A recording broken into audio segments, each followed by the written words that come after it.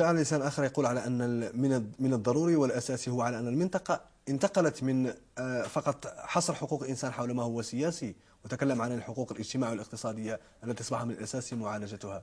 لكن يبقى لدي سؤال خاص ويسأله الشارع: نعم. لماذا كل مطلب أو مظاهرة إن صح التعبير تطالب بما هو اجتماعي واقتصادي بالأقاليم الجنوبية تحول لما هو سياسي؟ في نظرك أنت، هل حق مطلب اجتماعي هو حق مطلب سياسي أم لا؟ هو الحق في أن تعبر عن أي شيء يضمنه الدستور والمواثيق الدولية.